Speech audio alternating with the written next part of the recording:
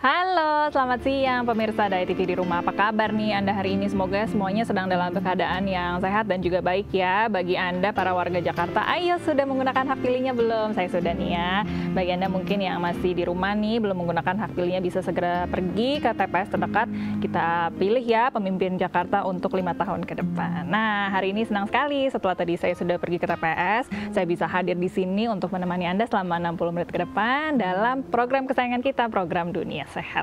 Iya pemirsa Dunia Sehat, Anda harus mulai waspada nih ketika mengalami nyeri atau sakit di bagian perut atau di punggung bawah, atau kemudian Anda juga mengalami masa haid yang menyakitkan dan juga berlebih waktunya.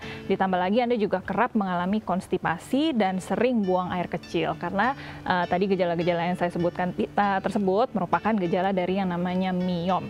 Diperkirakan 75% wanita ini pernah mengalami miom. Biasanya miom ini berukuran sebesar kacang polong sampai sebutir anggur. Nah, dalam kondisi serius, miom yang tumbuh di saluran leher rahim ini bisa menghambat masuknya sperma ke rahim sehingga bisa mempersulit pembuahan, sehingga sulit juga pastinya kalau ingin memiliki keturunan. Nah, di episode Dunia Sehat kali ini kita mau bahas nih mengenai miom dan bagaimana nih cara mengatasinya. Nanti Anda juga bisa tanya langsung kepada dokter ya di sini. Hubungi kami di nomor telepon interaktif kami di 021 290 32644 atau ditunggu mentionnya di Twitter kami ya di @daai_tv. Sertakan hashtagnya tagar Dunia Sehat. Nanti kita ngobrol dengan dokter, tapi sebelumnya kita simak dulu yuk ada sekilas informasi berikut ini. Pemirsa Dunia Sehat, penyakit miom merupakan salah satu gangguan kesehatan pada organ reproduksi wanita. Miom adalah pertumbuhan sel tumor di dalam atau di sekitar uterus atau rahim yang tidak bersifat kanker atau ganas. Miom dikenal dengan nama mioma, uteri fibroid, atau leiomioma. Miom berasal dari sel otot rahim yang mulai tumbuh secara abnormal. Hingga kini, penyebab kemunculan miom masih belum diketahui.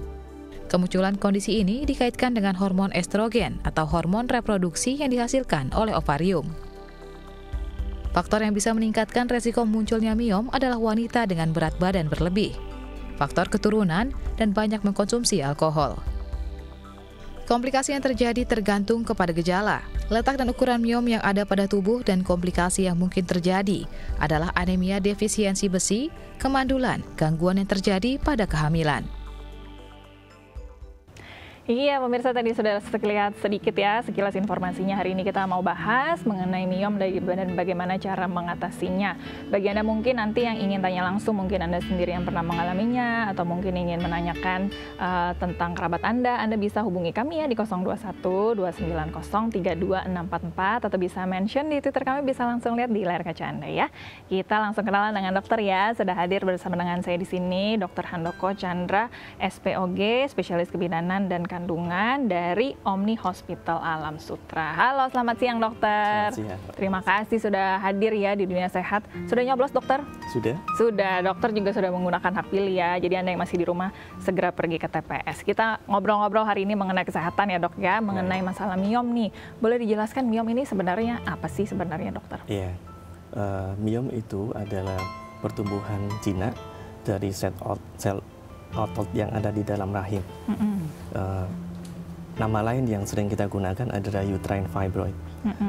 Miom ini bersifat tidak ganas ya, jadi bukan kanker. Bukan kanker ya, jadi sel-sel yang abnormal yang biasanya tumbuh tadi dari otot berarti dari begitu? Sel otot dari yang ada di dalam rahim itu. Oke, kita kan sering dengar ya miom nih mirip sama kista gitu ya dok ya. Bedanya miom sama kista apa sih dokter? Pengertian kista sendiri adalah kantong berisi cairan yang bersifat abnormal di dalam tubuh, bukan berasal dari otot polos. Kista ini jarang sekali ada di dalam rahim. Kista sendiri kita tahu lebih sering ada di indung telur. Indung telur berlokasi di sekitar kanan kiri dari rahim itu ya. Oke, jadi kalau lokasinya juga berbeda, tadi penyebabnya juga apa? Dia bentuknya juga berbeda begitu ya. Kalau miom tadi dari otot, kalau kista ini isinya cairan gitu kira-kira ya. Nah kalau tadi kita sebut miom dan juga kista ini pasti ada di organ reproduksi ya dokter? Betul sekali. Jadi mereka yang sel yang tidak abnormal itu ada di organ reproduksi, miom dan juga kista kemudian. Faktor-faktor yang bisa menyebabkan orang kemudian ada sel yang abnormal itu apa aja tuh dokter? ada beberapa faktor resiko untuk timbulnya sel yang abnormal ini, terutama miom ya. Seperti misalnya faktor usia. Biasanya miom muncul itu usia sekitar 30-40 tahun. Dan biasanya bisa menghilang pada saat menopause. Selain itu juga faktor keluarga. Biasanya kalau wanita dengan ibu yang juga memiliki miom, maka akan mempunyai resiko lebih tinggi untuk mendapatkan miom pada si wanita tersebut. Selain itu juga faktor makanan misalnya. Tentu kita tahu bahwa pada wanita dengan konsumsi makanan daging merah yang lebih banyak akan mempunyai resiko 2-3 kali lebih tinggi untuk mendapatkan miom. Sedangkan konsumsi seperti sayuran atau buah justru bersifat protektif terhadap miom itu. Sedangkan faktor lain yang berhubungan adalah faktor hormonal dari si wanita tersebut. Seperti kita ketahui hormon-hormon kewanitaan, misalnya estrogen, itu akan memengaruhi pertumbuhan dari miom. Juga faktor lain seperti obesitas. Pada wanita yang dengan berat badan berlebih, tentu ada risiko untuk mendapatkan 2-3 kali lebih tinggi untuk mendapatkan miom ya. Juga faktor ras. Seperti kita ketahui bahwa ras Afrika itu lebih tinggi resiko untuk mendapatkan miom dibandingkan yang kulit putih di Amerika ya. Itu ada faktor dari melaninnya atau bagaimana tuh ya, dokter? Untuk seperti itu penyebab pastinya kita tidak tahu, hanya dari statistik saja ya. Oke, baik. Jadi banyak juga berarti faktornya ya. Cukup Tadi banyak. dari umur, ada juga dari genetik, berarti Ya, dari pola sekali. hidup juga berarti, dan dari hormonal, Selain juga dari hormonal. ras kemudian. Oke, baik. Nah, biasanya tadi kan kalau yang kista berarti banyaknya di indung telur. Kalau yang Betul miom ini sekali. berarti di rahim ya, dokter? Betul ya? sekali di dalam rahim. Lokasinya bisa di rahim aja atau di mana aja tuh Ya. biasanya, dok? Istilah yang kita pakai untuk miom itu pertumbuhan sel otot polos yang tidak normal yang di dalam rahim. Sedangkan lokasinya bisa di dalam bagian terdalam, di dalam rongga rahim, bisa juga pada dinding rahim itu sendiri, atau juga bisa pada bagian luar dari dinding rahim itu. Oke, kalau di serviks bisa juga, dok? Bisa juga. Bisa juga. Itu ya. hitungannya yang di luar berarti ya. Ya. Berarti dari luar sampai dalam, pokoknya kalau masih ada rahim-rahimnya itu Betul, disebutnya itu miom. kita sebut miom. Oke, itu karena memang yang di rahim itu ada ototnya di situ atau kenapa tuh, dok? Iya, betul sekali. Jadi karena otot terdiri dari bagian-bagian yang sebagian besar adalah mengandung otot polos ya. Oh, oke. Jadi yang ada ototnya memang yang di rahim, makanya yang sering jadi timbul miom, Ya, yang di betul bagian sekali. rahim-rahim itu juga pada akhirnya ya. Ya. Oke. Nanti dilanjutkan lagi obrolannya, dok. Kita Baik. jeda sebentar, dan bagi Anda juga mungkin yang ingin tanya langsung ya kepada dokter seputar topik hari ini. Sekali lagi saya ingatkan nomornya di 021-290-32644, atau bisa juga mention di Twitter kami di @ai_tv. Jangan lupa sertakan hashtagnya Tagar Dunia Sehat. Kita masih akan kembali, jangan kemana-mana, tetap di Dunia Sehat.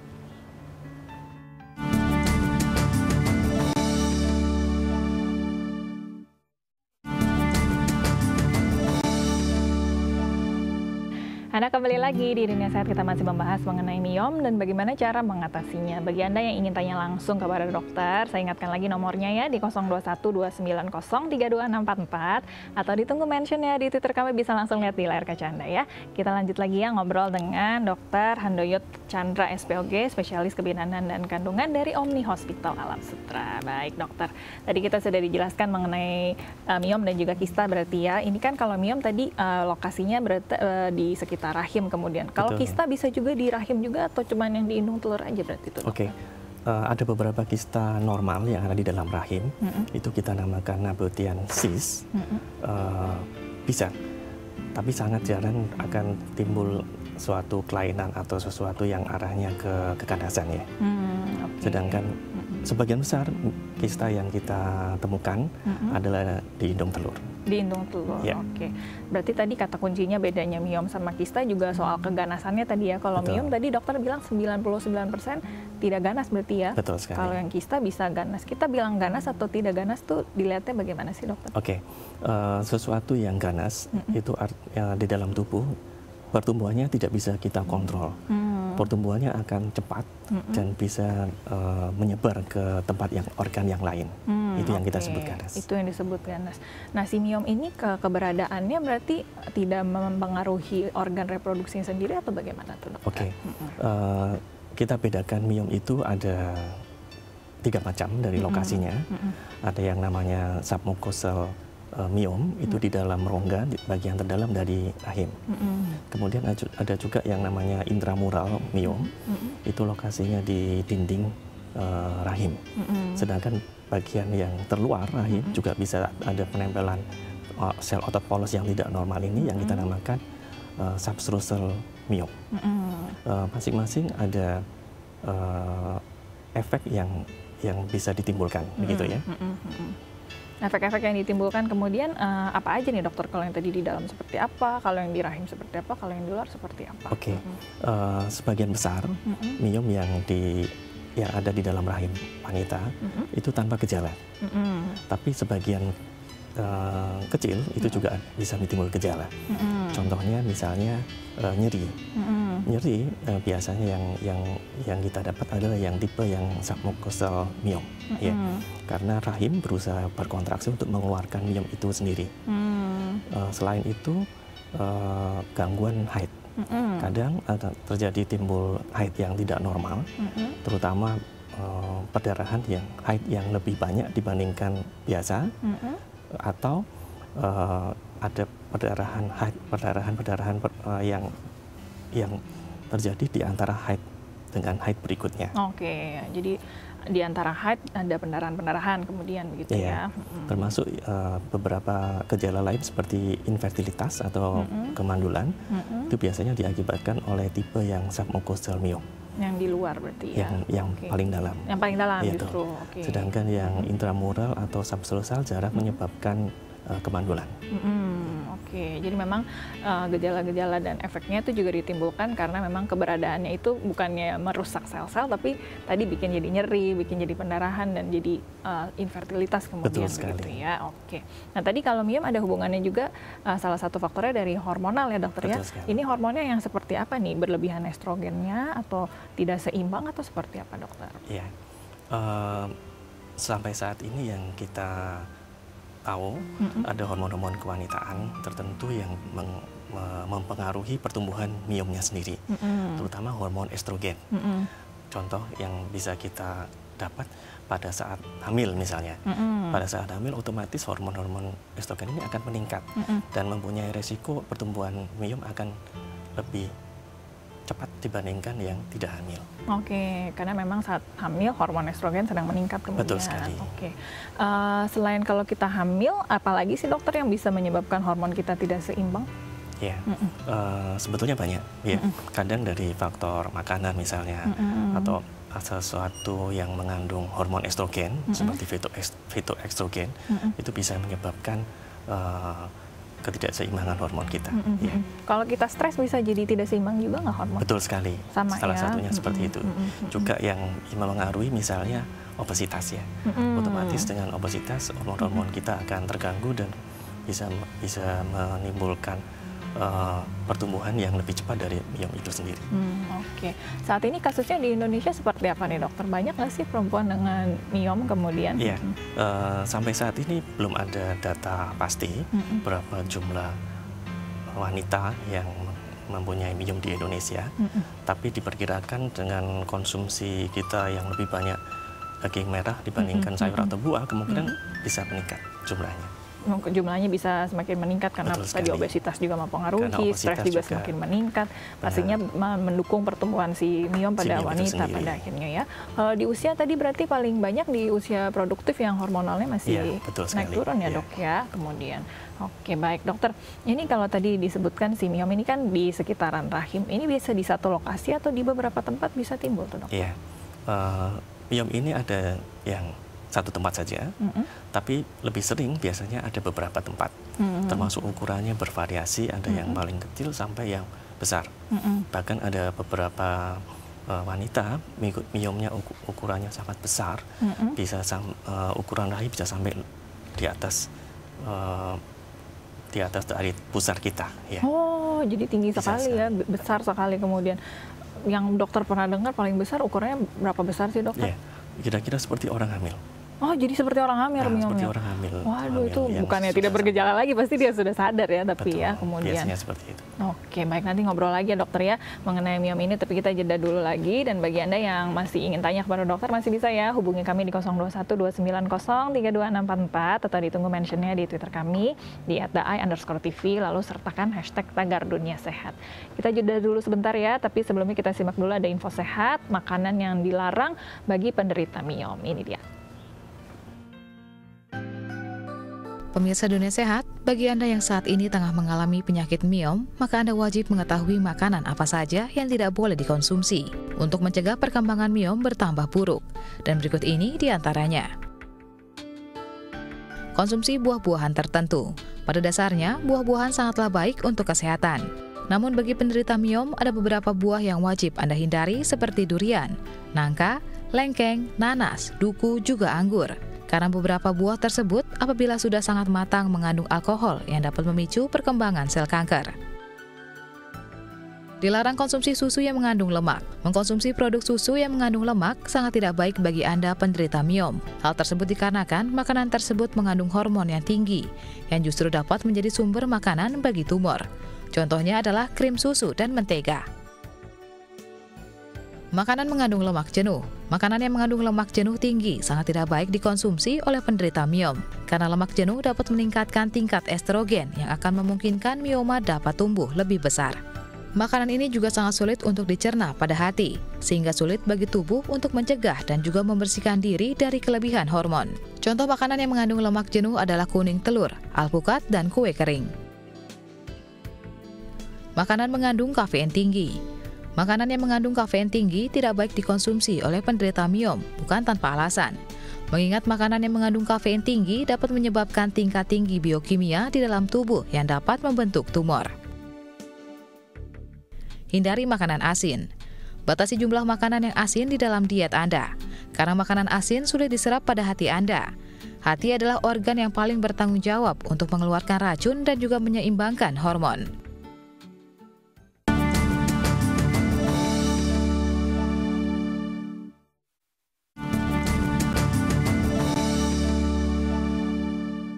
Terima kasih pemirsa, Anda masih bersama dengan kami di Dunia Sehat. Kita masih membahas mengenai miom dan bagaimana cara mengatasinya. Nanti Anda yang ingin tanya langsung kepada dokter bisa menghubungi kami di 0212903244 atau bisa mention di Twitter kami, bisa langsung lihat di layar kaca Anda ya. Kita lanjut lagi ya ngobrol dengan Dr. Handoyo Chandra, SPOG, spesialis kebidanan dan kandungan dari Omni Hospital Alam Sutra. Baik dokter, tadi kan sudah dibahas sedikit, sebenarnya kalau miom ini jarang menimbulkan gejala yang terlalu berarti, tapi biasanya gejalanya tadi ya nyeri perutnya, kemudian juga ada pendarahan-pendarahan. Gejala-gejala lain yang sering dirasakan ketika ada miom, dan bagaimana membedakannya dengan nyeri-nyeri haid biasa ya berarti dokter ya? Pada prinsipnya tidak mudah untuk membedakan antara nyeri haid biasa atau nyeri yang disebabkan oleh miom. Tapi biasanya kalau miom itu ada beberapa gejala tambahan ya, seperti yang kita dapat, misalnya si wanita akan merasa ada benjolan di bagian perut bagian bawah misalnya. Kemudian bisa juga disertai dengan gangguan kencing, gangguan berkemih. Itu akibat dari miom yang menekan ke kandung kencing si wanita. Bahkan ada beberapa wanita yang sulit untuk kencing atau frekuensinya yang makin sering. Beberapa orang juga timbul konstipasi atau gangguan buang air besar, diakibatkan oleh penekanan miom itu ke usus besar. Oh, jadi tergantung lokasinya dia lagi menekannya kemana begitu ya. Betul kalau sekali. memang lokasinya dekat saluran kencing ya jadi gangguan di kencingnya, kalau di dekat usus tadi gangguannya jadi di BAB kemudian. Tapi terkadang kalau nggak deket-deket di situ berarti di nyeri haid aja kemudian yang terasa gitu sekali. ya. Sebagian besar justru tidak mengganggu si ibu itu sendiri. Tidak merasakan apa-apa kemudian. Yang sudah sebesar apa sih dokter yang kemudian sudah menimbulkan gejala, atau dari yang paling kecil sendiri sudah menimbulkan gejala? Ya, biasanya ukurannya cukup besar untuk menekan kandung kencing atau usus besar. Oke. Tadi kan gejalanya salah satunya suka ada pendarahan di tengah-tengah periode menstruasi. Betul itu kenapa sekali. sih dokter bisa berdarah begitu? Iya, seperti itu sebagian besar karena miom itu ada di dalam rongga yang namanya endometrium. Ya. Sedangkan kita tahu bahwa endometrium sendiri pada saat haid atau menstruasi baru dia akan lepas dan berdarah. Sedangkan di antara periode antara haid dengan haid, endometrium ini tidak bisa mengatur dirinya sendiri, sehingga kadang akan timbul seperti flek-flek. Ya, kalau ada miomnya akibat dari itu. miomnya itu. Oke, baik. Kita tahan sebentar obrolannya. Kita angkat telepon ya, Dok ya. Ada yang mau tanya langsung nih ke dokter. Kita sapa dulu. Halo, selamat siang. Halo, selamat siang. Selamat siang, Ibu. Dengan Ibu siapa di mana, Bu? Ibu Rosi di Tangerang. Ibu Rosi di Tangerang. Mau tanya apa nih ke dokter? Ini selamat siang, dokter. Selamat siang, Ibu. Mau nanyain tentang anak saya nih, dokter. Anak saya nih umurnya 25, terus beratnya 81. Mens pertama itu umur 17. Sampai sekarang nih kira-kira cuma 3-4 kali aja menstruasi. Udah periksa dokter di USG, katanya nggak ada apa-apa sih. Cuman katanya dokter hormon cowoknya itu lebih besar. Oke, baik. Terus kira-kira ada penyakit apa tuh, dokter? Atau ada ini miom apa gimana, dokter? Oke, baik. Ada yang mau ditanyakan dulu dokter ke Ibu Rosi? Atau Ya. sudah cukup? Saya kira cukup. Cukup, bisa langsung dijawab ya. Sudah cukup ceritanya Bu Rosi, langsung coba dijawab oleh dokter ya. Terima kasih Bu Rosi. Bagaimana nih dokter? Mungkin ada hubungan dengan miom atau mungkin ada dengan hormonnya nih tadi? Betul. Yang jadi ceritanya Bu Untuk Rosi. keadaan seperti itu biasanya karena ketidakseimbangan hormon ya, terutama terjadi pada masa sekitar di bawah 20 tahun ya, itu namanya adolescent. Terjadi ketidakseimbangan hormon yang bisa karena sesuatu yang normal ya. Tapi kalau dari cerita dari si Ibu Rosi, kemungkinan karena faktor obesitas. Oh, berat badannya karena Betul. tadi 81 kilo. Dengan adanya obesitas, maka ada hormon-hormon yang di bawah kulit si anak tersebut itu akan membuat ketidakseimbangan hormon secara keseluruhan. Ya. Kemudian ada beberapa kelainan yang sering kita temukan pada situasi seperti ini, itu namanya PCOS. PCOS itu Polycystic Ovarian Syndrome. Ya. Gejalanya mirip seperti yang diceritakan oleh Ibu, bahwa haidnya tidak teratur, biasanya 3-4 kali dalam 1 tahun, kadang disertai dengan pertumbuhan rambut yang agak berlebih pada tempat-tempat tertentu. Kemudian biasanya kalau misalnya kita USG, kadang bisa kita temukan ada indung telur yang dengan kista yang kecil dan jumlahnya cukup banyak. Itu pengertian dari PCOS itu PCOS ya. itu sendiri. Oke, berarti solusi untuk putrinya Ibu Rosi seperti apa nih, Dok? Pertama yang selalu kita rekomendasikan itu adalah perubahan gaya hidup. Tujuannya supaya bisa menurunkan berat badan. Dengan berat badan yang turun, maka hormon-hormon dalam tubuh akan lebih baik regulasinya. Selain itu butuh pengobatan lainnya atau seperti apa? Atau ditunggu dari perubahan berat badan aja nih, Dok? Betul. Jadi pada prinsipnya PCOS sendiri bukan sesuatu penyakit, tapi suatu sindroma yang muncul. Biasanya berkaitan dengan berat badan. Biasanya dengan berat badan yang normal, maka semua fungsi reproduksi biasanya akan kembali dengan sendirinya. Ikut membaik kemudian ya. Ada resiko apa nih dokter jika dilanjutkan kemudian tadi tidak mengubah pola gaya hidup? Ada resiko apa yang bisa dialami putrinya Ibu Rosi ini? Ya. Untuk jangka pendek tidak ada resiko khusus biasanya, kecuali hanya haid yang tidak teratur misalnya ya. Sedangkan jangka panjang ternyata PCOS ini berkaitan dengan metabolic syndrome.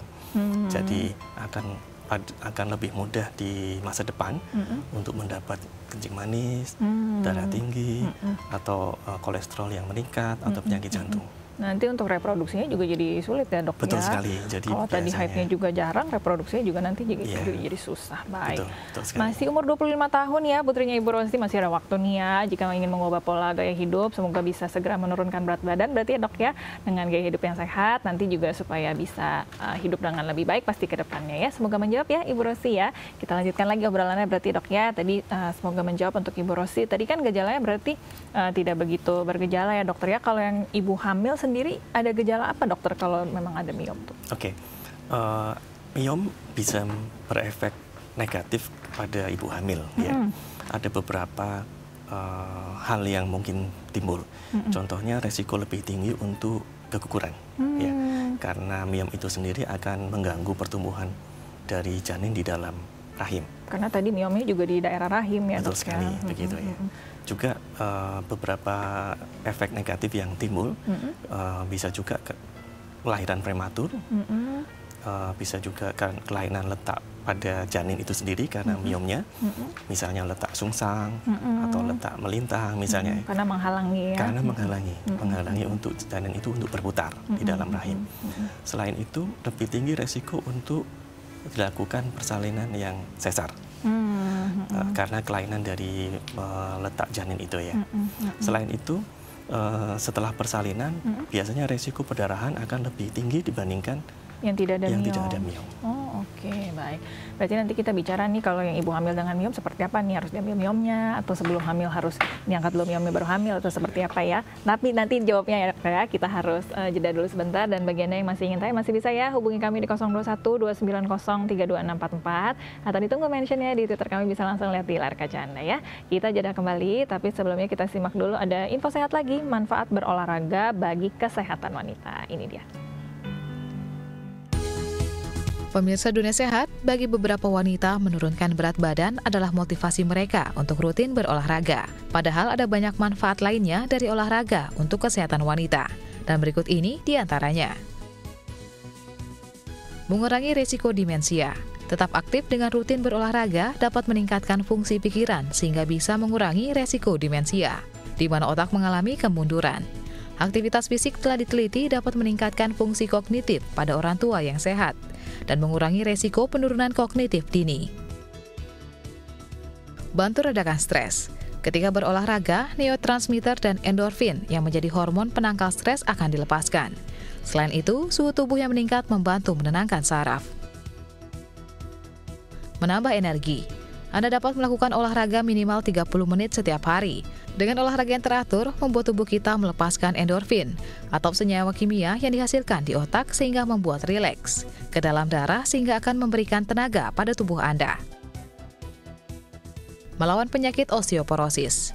Osteoporosis pada wanita resikonya lebih tinggi ketimbang untuk pria. Bahkan wanita lebih memungkinkan osteoporosis lebih awal, apalagi untuk Anda yang telah mengalami menopause. Penelitian menunjukkan dengan berolahraga akan membantu Anda untuk menghindari beberapa penyakit. Di antaranya adalah osteoporosis. Membantu menjaga berat badan ideal. Melakukan olahraga dengan konsisten akan membantu otot membakar kalori. Dengan demikian, semakin banyak metabolisme yang Anda alami, sehingga metabolisme yang baik akan membantu Anda lebih sehat. Mengimbangi perubahan fisik saat kehamilan. Pada masa kehamilan Anda dapat melakukan olahraga ringan yang membantu Anda menyesuaikan diri terhadap perubahan fisik seperti misalnya senam ibu hamil atau yoga sehingga tidak membahayakan Anda dan juga janin. Mengurangi gejala PMS.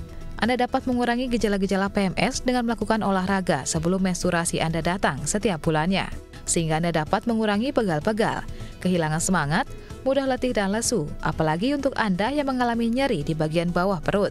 Dengan olahraga, siklus menstruasi Anda juga akan lebih teratur.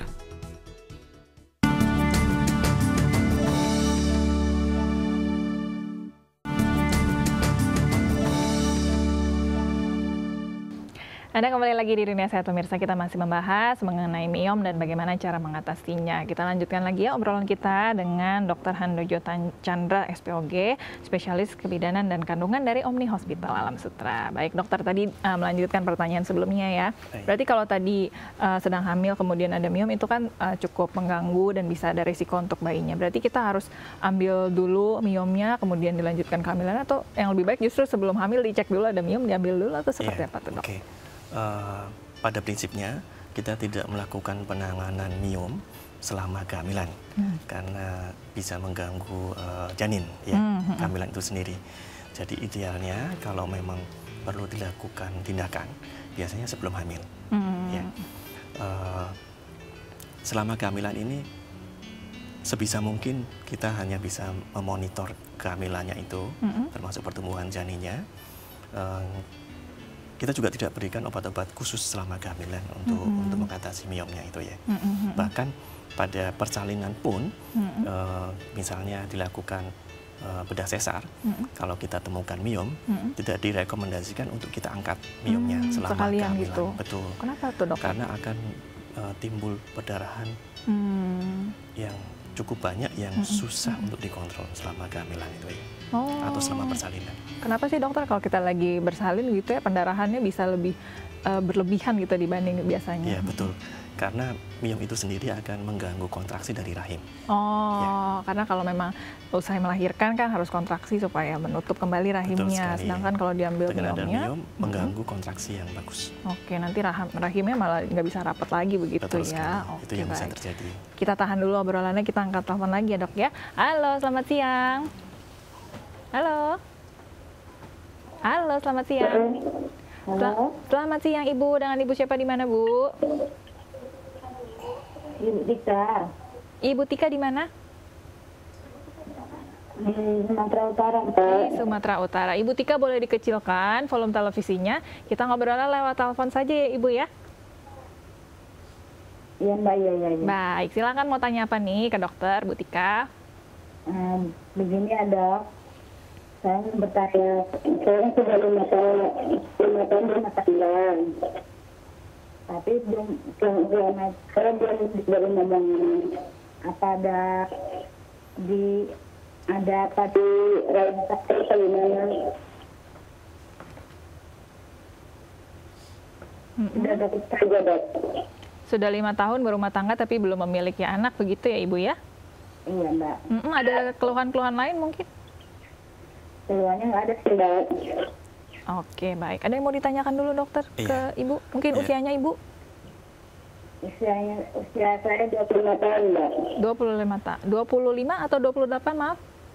25 Mbak. 25 tahun. Suaminya mungkin Ibu? Suami saya. Iya, usia suaminya? 29 Mbak. 29. Ada lagi dokter? Ya, mungkin bisa saya tanyakan Ibu ya. Apakah bagaimana haidnya selama ini? Teratur atau tidak teratur? Teratur Dok. Teratur ya.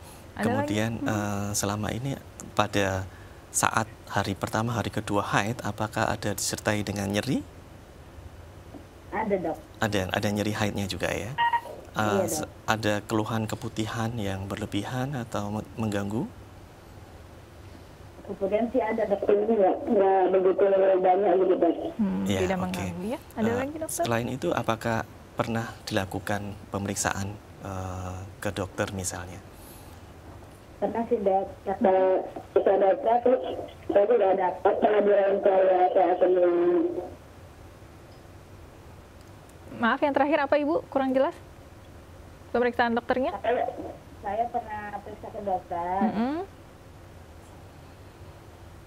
Kata dokter kandung saya tidak ada penyakit ataupun apa yang lain lagi tuh. Oh, ya, tidak ada penyakit yang bermasalah ya? Iya. Iya, sudah cukup ya dokter ya, kita tutup teleponnya boleh dokter? Oke, kita coba jawab ya Ibu ya. Mungkin ini banyak permasalahan yang serupa ya yang dialami sudah 5 tahun berumah tangga belum mendapatkan anak.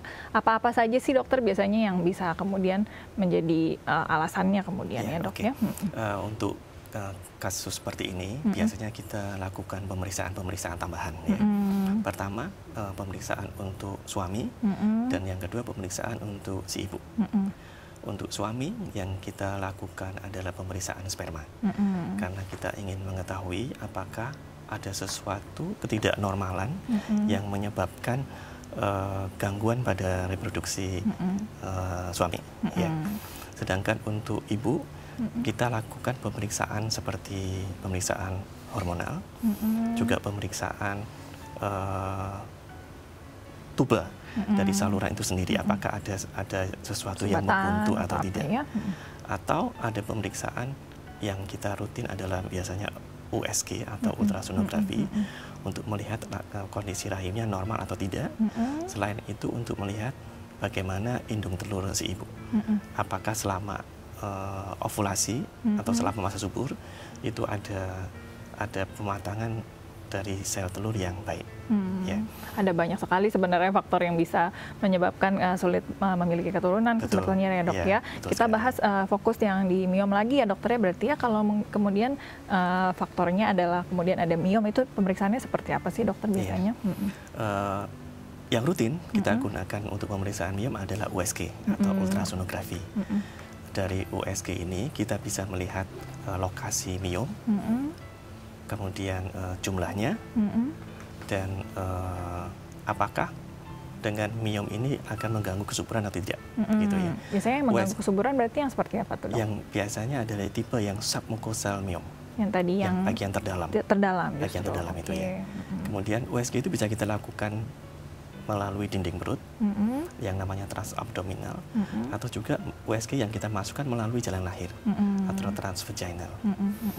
Sedangkan pemeriksaan lain yang bisa kita lakukan selain USG itu misalnya dengan CT scan, atau MRI, atau hysteroscopy, kemudian ada juga seperti hysterosalpingografi, atau sonohysterografi, atau bahkan dari laparoskopi itu bisa kita lihat.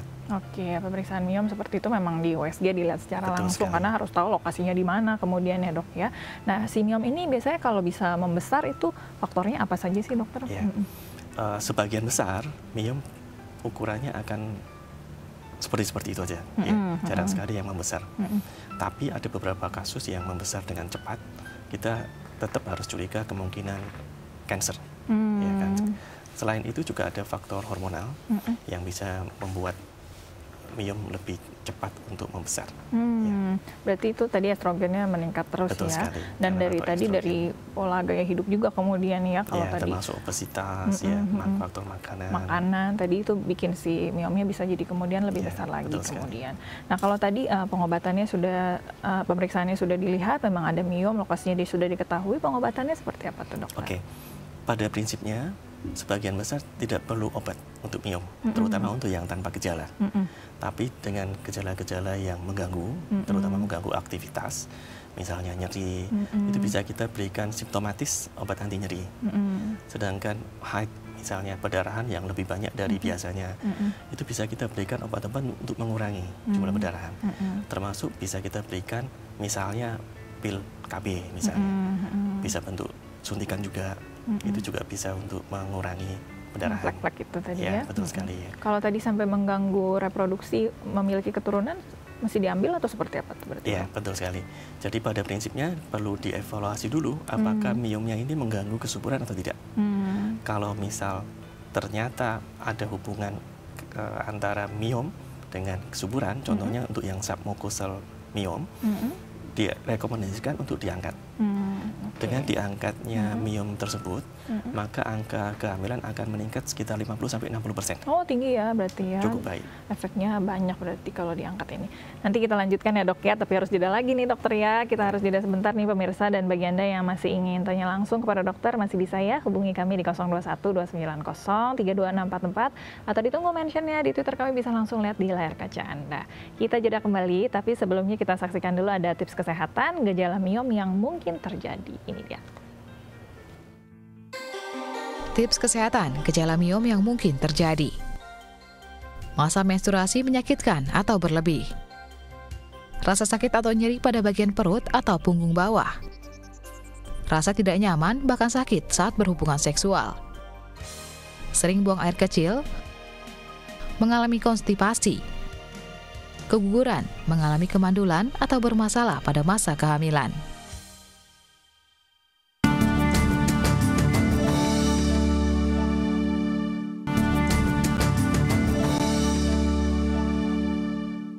masih bersama dengan kami di Dunia Sehat pemirsa. Kita masih bicara mengenai miom dan bagaimana cara mengatasinya. Nanti Anda yang ingin tanya langsung pada dokter masih bisa ya hubungi kami di 0212903244 dan masih ditunggu juga mentionnya di Twitter, kami bisa langsung lihat di layar kaca Anda. Kita lanjutkan lagi ya obrolan kita dengan Dr. Handoyo Chandra SPOG, spesialis kedokteran dan kebidanan dan kandungan dari Omni Hospital Alam Sutra. Baik, kita lanjutkan lagi dokter.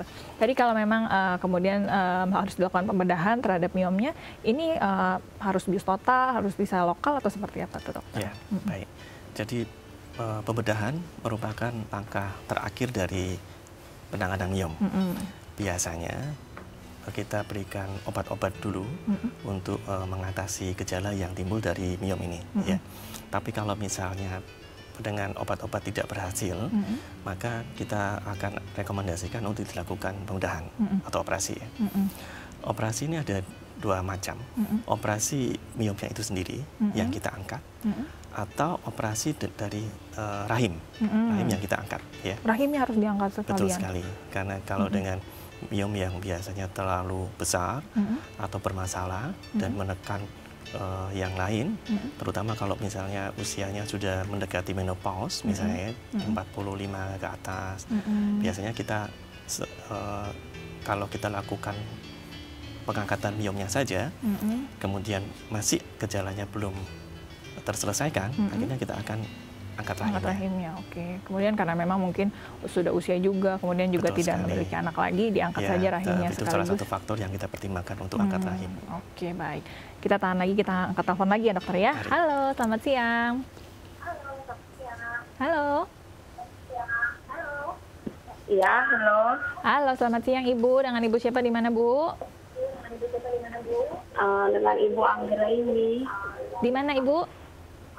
di Medan. Di Medan. Ibu boleh dikecilkan volume televisinya. Kita ngobrolnya pakai telepon saja ya Ibu ya. Iya Mbak. Iya, silakan Ibu mau tanya apa nih ke dokter? Mau nanya gini, kan saya udah 9 tahun bertangga. Anak pertama saya kan udah 8 tahun. Udah umur 9 tahun lah. Udah sekitar itu. Jadi sampai sekarang ini belum pengen juga lah punya anak lagi gitu. Cuman belum dikasih gitu. Tapi halangannya lancar. Kemarin-kemarin itu bulan semalam kan Mbak. Belakangan ini itu sering terlambat gitu. Tapi nggak sakit. Entah itu aja misalnya entah memang ada prosesnya lama atau gimana gitu. Oke, usianya berapa Ibu? Jadi saya, ya? Usianya Ibu berapa? 29 tahun. 29 tahun. Ada lagi keluhan yang ingin diceritakan ke dokter? Nggak ada sih. Nggak ada. Dokter mungkin ada yang mau ditanyakan untuk Ibu Anggra ini? Ya, selamat siang Ibu. Ibu boleh tahu, halo, Ibu boleh tahu sudah pernah dilakukan pemeriksaan apa saja? Maksud saya pemeriksaan oleh dokter Ibu? Oh, udah pernah, udah 2 kali saya periksa, tapi nggak ada masalah katanya dok. Ya. Ada lagi dokter? Oke, boleh saya tahu berat badan Ibu? Berat badan? Berat badannya 72. Ya. Tingginya Dengan Ibu? tingginya? Tingginya 155. Oke, ya. Ada lagi dokter? Saya kira cukup. Sudah cukup ya. Oke, baik. Coba dijawab oleh dokter ya, Ibu Anggra ini. Terima kasih teleponnya ya. Baik, ini kata kuncinya sepertinya di pertanyaan yang terakhir ya dok ya. Tadi berarti ibunya sedikit kelebihan berat badan ya dok ya. Ya. Ini yang menyebabkan jadi sulit memiliki keturunan lagi atau Betul seperti sekali. apa? Jadi sebagian besar pasien-pasien yang kita tangani untuk kasus infertilitas itu karena overweight atau obesitas ya. Bisa kita tangani dengan pemberian obat-obat penyubur misalnya ya. Tapi selalu yang paling penting adalah faktor berat badan itu. Ya. Sebisa mungkin berat badannya diturunkan dulu. Sebisa mungkin ya. Melalui makanan misalnya, jangan terlalu banyak kalori, kemudian dengan olahraga untuk menurunkan berat badan yang ideal, untuk mendapatkan berat badan yang ideal. Dengan seperti itu obat-obat penyubur akan berfungsi lebih bagus. Baik lagi, oke.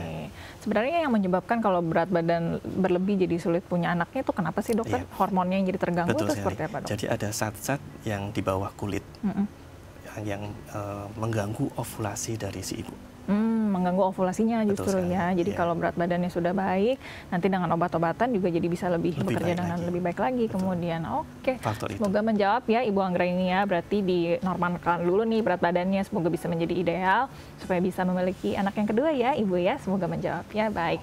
Terakhir nih dokter, ada tips terkait dengan MIOM dan bagaimana cara mengatasinya untuk pemirsa Dunia Sehat di rumah? Ya.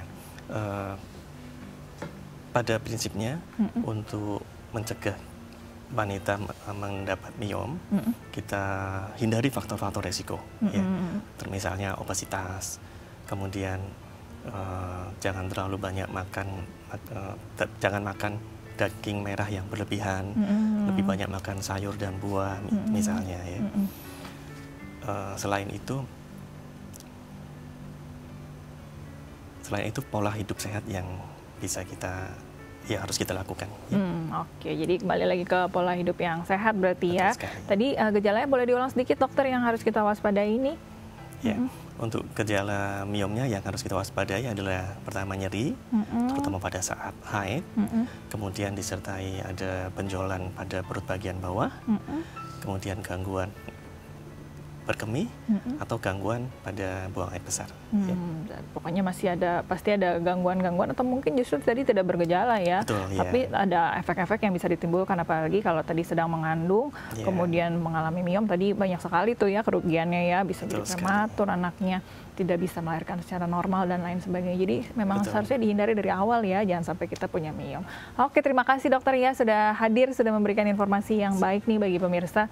Kapan-kapan datang lagi kita ngobrol topik-topik yang lainnya ya dok ya. Baik, terima kasih juga bagi Anda pemirsa Dunia Sehat. Tadi kita sudah mendengar ya banyak informasi mengenai MIOM. Ini memang sebenarnya memang tidak ganas ya dan mungkin tidak berbahaya, tapi tadi memang ada efek-efek yang gejala-gejala yang bisa mengganggu kita seperti nyeri saat haid dan juga tadi ada pendarahan di antara haid kita dan juga tadi ada gejala-gejala selain gejala yang ditimbulkan juga mengganggu, punya efek yang buruk nih jika kita tidak apabila kita memiliki MIOM. Jadi memang lebih baik kita memiliki pola hidup yang sehat supaya nanti ke depannya juga jadi lebih baik pastinya hidup kita. Dan bagi Anda juga yang ingin mengirimkan kritik dan saran kepada kami, Anda bisa mengirimkannya melalui SMS di 08898105.000 atau melalui Twitter kami di @ai_tv. Jangan lupa sertakan hashtagnya Tagar Dunia Sehat atau bisa bergabung di Facebook kami di Dunia Sehat DAI TV. Masih ada waktu ya bagi Anda yang belum pergi ke TPS. Jangan lupa pilih pemimpin kita untuk 5 tahun mendatang. Saya Melisa Gansari pamit undur diri. Terima kasih atas kebersamaan Anda. Sampai jumpa dan salam sehat.